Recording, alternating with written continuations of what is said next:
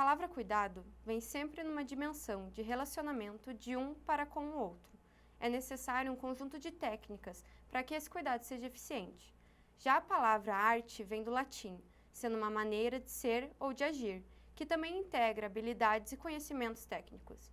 E embora sejam duas palavras com etimologias e conceitos de certa forma mecânicos, o ato do cuidado e o ato artístico estão também numa dimensão de significados e representações.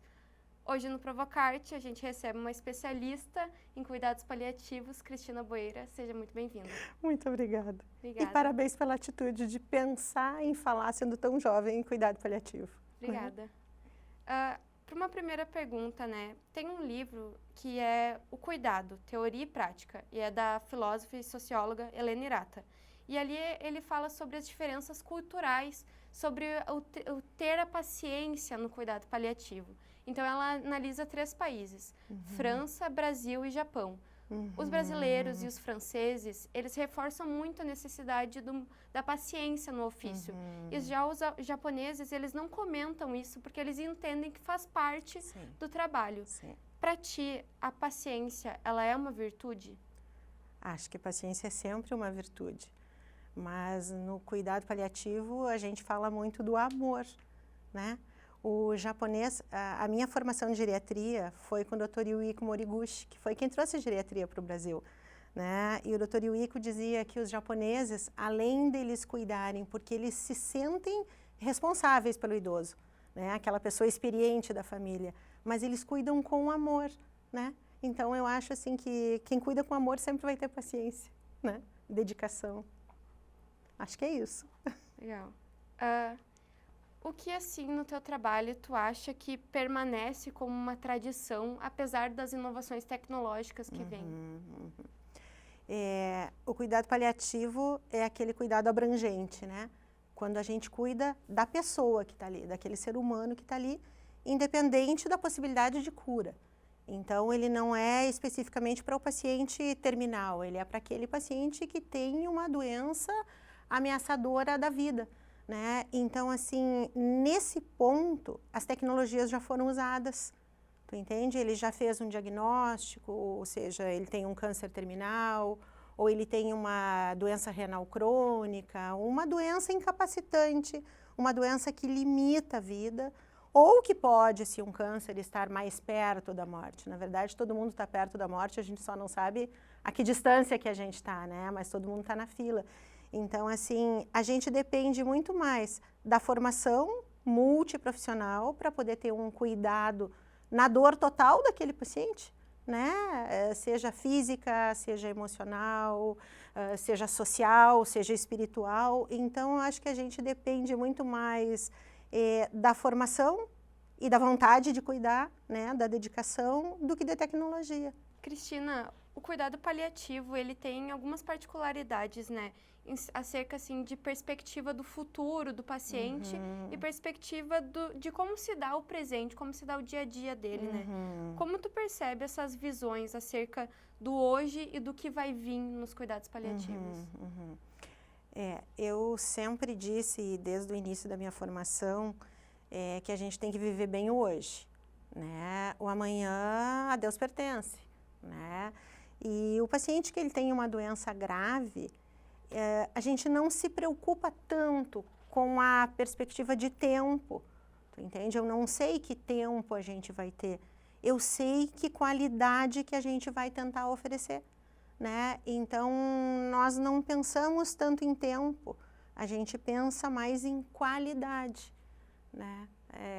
Não é o tempo que interessa, é o quanto que vai conseguir viver com melhor qualidade, com menos dor, com mais atenção tanto para o paciente quanto para a família, né? Que ele viva até onde ele viver fazendo sentido, entende? Então, não vejo tempo, vejo qualidade.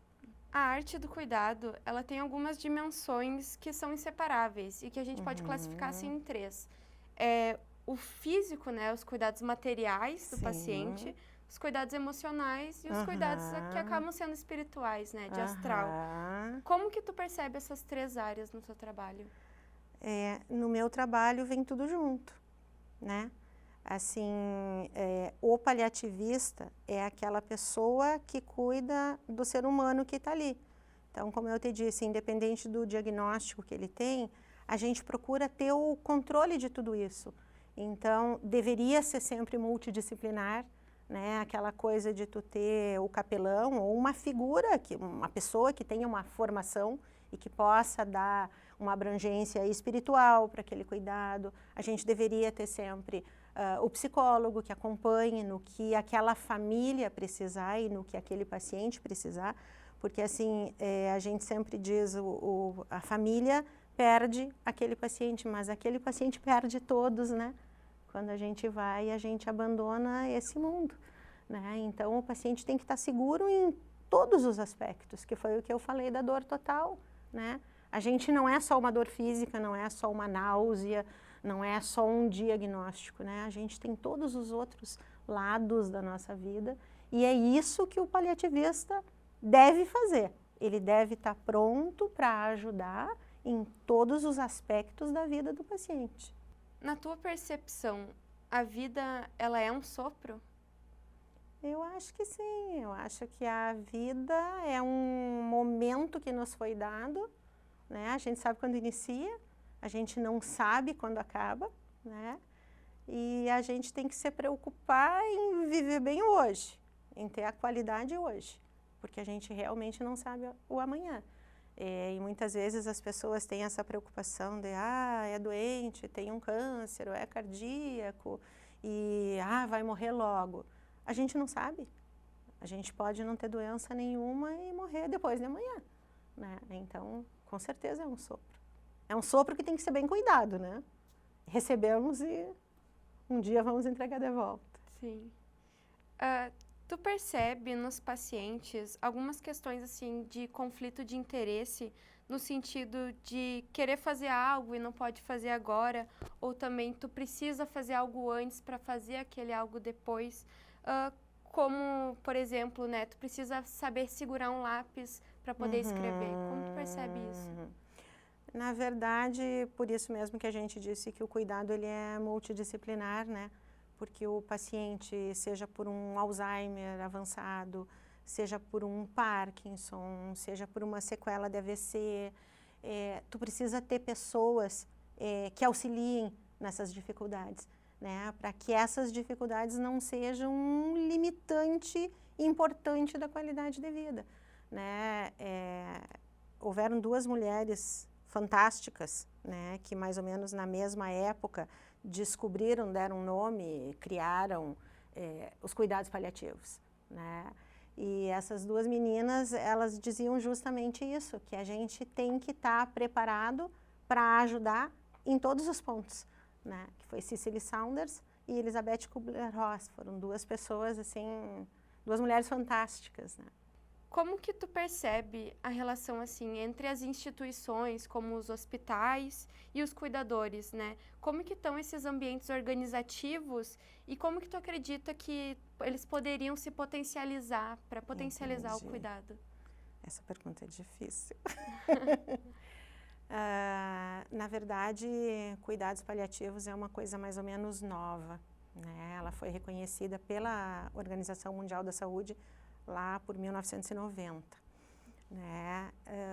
E de lá para cá se vem numa tentativa de que as instituições valorizem, né? Há uns 3 anos, mais ou menos, existe por lei no SUS, né? São os hospitais do SUS, eles devem ter uma equipe de cuidados paliativos.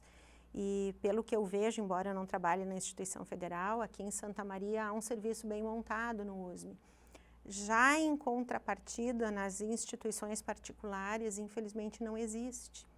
Tu entende? Existem pessoas pontualmente, tipo assim, eu tenho uma clínica, eu tenho meu consultório e eu acompanho os meus pacientes, né? Mas o sonho de quem faz cuidado paliativo é que as instituições, como é em São Paulo, por exemplo, Sírio-Libanês, tu tem no corredor, tu tem no elevador, cartaz da oferta de que naquele hospital existe uma equipe disponível para cuidados paliativos, né? Porque, vou te dar um exemplo, Um paciente com câncer, ele tem um diagnóstico, ele tem uma probabilidade grande de óbito em pouco tempo, a possibilidade de cura não é grande. Esse paciente merece ter uma equipe que o acompanhe no todo, em todos os aspectos da vida dele, desde sempre. Se ele ficar curado, ótimo. O cuidado paliativo, ele vem junto, tu entende? Ele não determina que tu deve parar com outro tratamento, não, muito pelo contrário, ele vem para somar com cuidado, com conforto, com todos aqueles outros lados que talvez o oncologista não tenha como fazer, porque ele vai tratar o câncer do paciente. Então, eu sonho com o dia que as instituições ofereçam o cuidado paliativo, que exista propaganda lá no hospital que eu mais trabalho, aqui temos uma equipe, e essa equipe tem formação. Porque cuidado paliativo não é querer bem o paciente, cuidado paliativo é ter uma formação para conseguir fazer o melhor possível, né? E a gente, infelizmente, em muitas instituições privadas, a gente ainda não vê essa disponibilidade, né? A gente está acostumado com o cuidado, o tratamento da doença.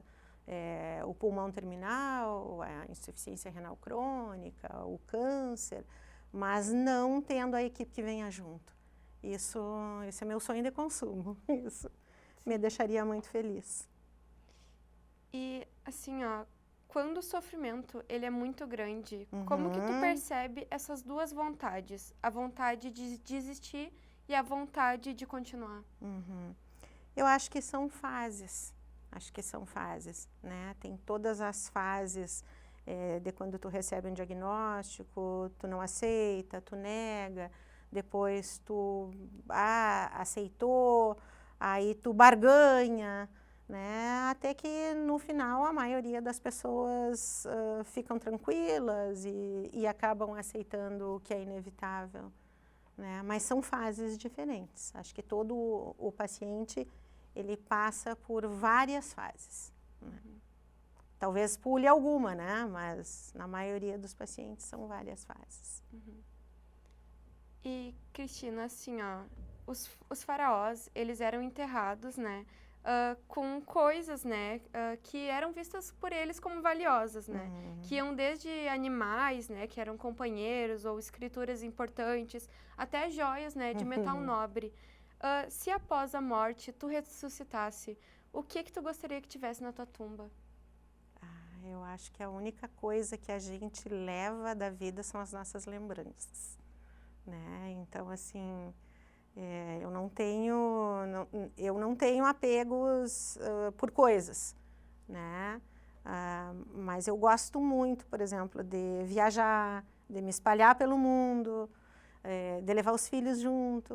Então, eu acho que nada que o dinheiro pague substitui essas memórias, né? Eu levaria um monte de lembranças, né? Cristina, o que tu dirias que é algo indispensável, não só no final, mas em todos os momentos da vida? Viver bem, né? Viver o hoje, ter qualidade no hoje. A gente já vê há muito tempo, mas cada vez mais, assim, que as pessoas têm a grande preocupação de adquirir, de deixar para viver depois.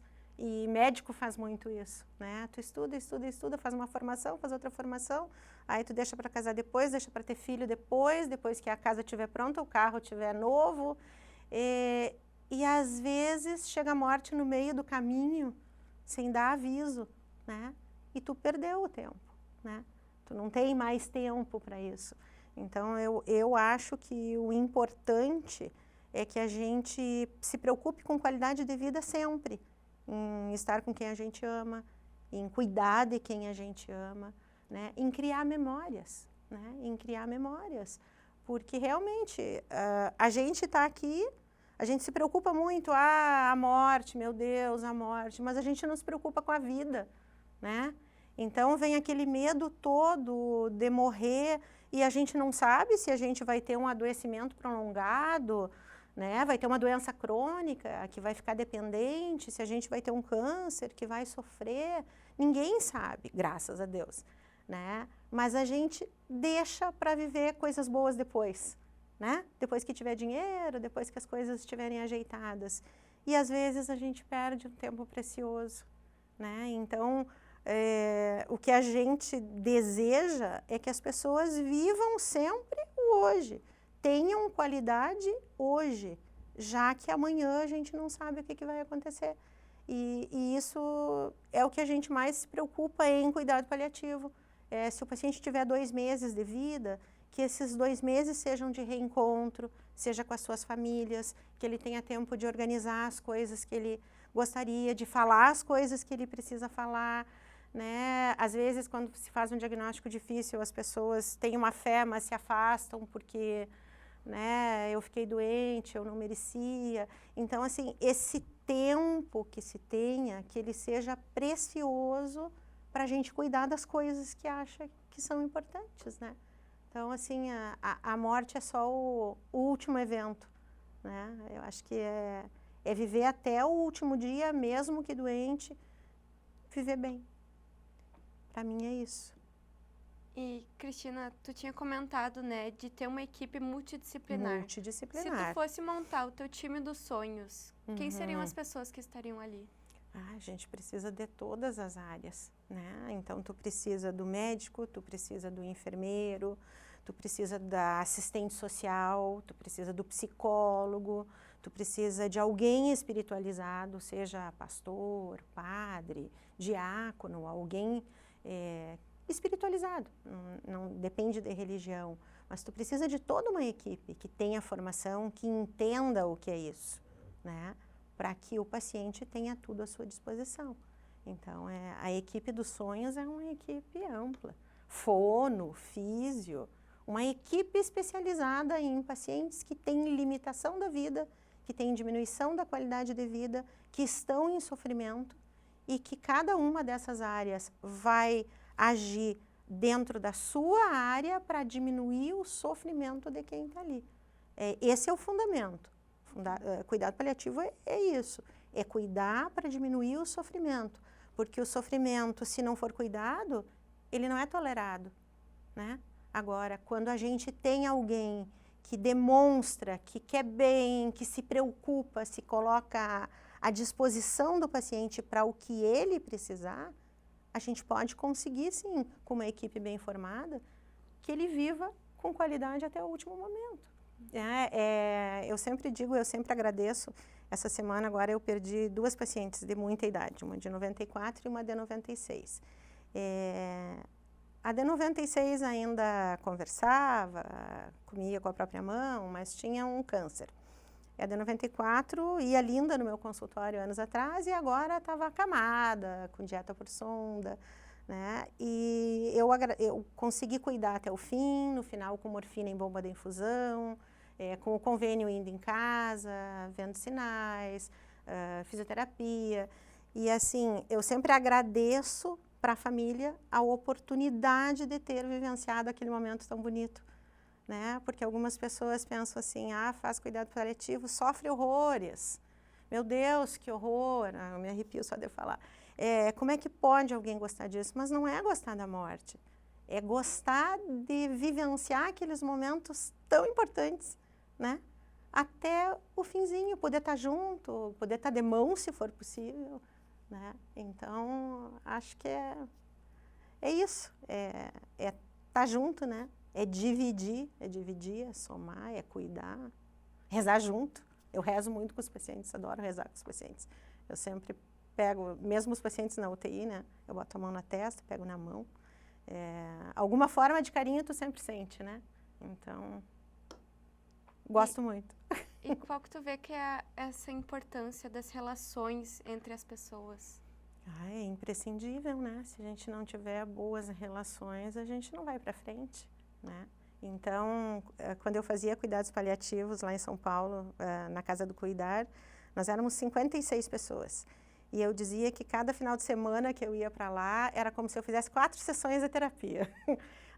Todo mundo pensava igual, né? Porque nos grupos, um pensa de uma forma, outro pensa de outra, um é mais metódico, mais mecânico, mais de exames, e tem o outro que é mais amoroso, né? E a gente dizia que os nossos encontros eram um encontro de almas, né? Porque a gente saía renovado, visto que tinha pessoas, inclusive da tua área, porque tinha de todas as áreas, né? Pessoas interessadas em aprender cuidado, pessoas interessadas em cuidar do outro, em saber como se faz isso, embora não fossem da área da saúde. E realmente uma equipe de sonhos. Tu ter todas as pessoas juntas, pensando igual, é muito lindo, é muito bonito. É 4 sessões de terapia no final de semana, de verdade. Se tu fosse professora de cuidados paliativos, o que tu daria na tua primeira aula? Eu acho que a gente precisa dar aula de amor. Eu acho que é isso. Eu fui professora de propedêutica lá em 2000, 2002, e eu sempre dizia para os alunos, né, que a gente, em primeiro lugar, tinha que se colocar como a gente está aqui, uma olhando no olho do outro, que não é chegar sério, não dar bom dia, olhar de cima para baixo, né? Então, o primeiro dia, os alunos tinham que aprender como é que a gente trata o paciente, né? O chegar, o conversar, o se colocar à disposição, né? A gente tem pessoas de idade que chegam no consultório chorando das perdas que tiveram, algumas mães de 90 que perderam filho, ou tiveram perdas com a pandemia, né? Ficaram trancadas em casa. E muitas vezes, assim, a parte importantíssima da consulta é tu ficar de mão com a paciente, te colocando à disposição de ajudar, né? Então, eu acho que o médico, independente da área, o aluno, desde o início da graduação, ele tem que aprender isto, que a gente não estuda doenças, que a gente estuda para cuidar de vidas, né? Como eu me apresento quando chega o paciente no meu consultório, e às vezes os filhos já foram noutros, e assim fica tudo muito separado, né? Tem o cardio que trata o coração, tem o pneumo que trata o pulmão, aí tem o neuro, e eles procuram alguém que olhe o paciente. E eu acho muito legal quando chega alguém e pergunta, mas qual é a sua formação, como é que a senhora lida? E eu digo, eu faço isso, eu cuido do paciente que está na minha frente, né? Eu me coloco à disposição para cuidar dele no que ele precisar, né? Então, eu ensinaria isso, que a gente vai cuidar da pessoa que está ali, daquela vida que está ali, e tentar fazer o melhor possível. E tu sente que o teu trabalho, ele também se expande para a família dessa pessoa? Com certeza, com certeza, com certeza absoluta. A gente cuida sempre junto com a família, né? A gente faz reunião de família. Isso é uma coisa que eu gosto de fazer muito e que eu instigo os colegas a fazer e que muitos acabam fazendo também. O de colocar todo mundo junto, até porque às vezes a nossa percepção, ela é diferente da percepção da família. Então a gente sempre se coloca à disposição para saber o que eles estão entendendo, o que eles estão sabendo e principalmente quem é aquela pessoa que está ali doente. Até quanto que eu aceito ir, até que dependência eu aceito ter, o quanto que eu quero de investimento num momento que eu não estiver respondendo por mim. Então, é sempre importante o contato com a família, porque todo mundo tem que estar junto e com o pensamento naquela criaturinha que está ali, né? Não é fazer o que eu acho que eu devo, é fazer o que aquela pessoa gostaria que se fizesse, né? Cada um, cada um tem escolhas diferentes, né? Uhum. E o que tu sente que é uma das maiores gratificações, assim, dos teus pacientes nessa fase de fim de caminhada? E a confiança, com certeza. Porque a gente dá o cuidado amoroso e tu saber que aquela pessoa que está ali confiou em ti, repartiu aquele momento tão importante da vida dela contigo, é uma dádiva. Sem dúvida, é prazeroso, é prazeroso. São momentos únicos, sabe? Tu conseguir participar daquele fim, tornando ele menos sofrido, é intenso, é bonito, muito bonito. Cristina, eu queria te agradecer por ter participado hoje do Provocarte. Muito obrigada. Cuidar é uma arte, tem que ser sempre uma arte, né? E eu fico super, super, super feliz. As pessoas, muitas pessoas não sabem o que é cuidado paliativo e, principalmente, não sabendo, não entendem, acham que é não cuidar. Não, é cuidar muito. É cuidar muito. É cuidar com amor, é cuidar de perto. Muito obrigada. Bem feliz. E ficamos nas memórias e nas lembranças, nos momentos que se vive agora, nos sonhos e objetivos de um futuro tão incerto quanto garantido. O Provocarte encerra essa 5ª temporada, dedicada ao tema Que Arte é Essa? Aqui, abordamos o extraordinário que há no comum, no trabalho e na vida. Nós, da equipe do Provocarte, agradecemos a companhia e nos vemos em breve. Até a próxima!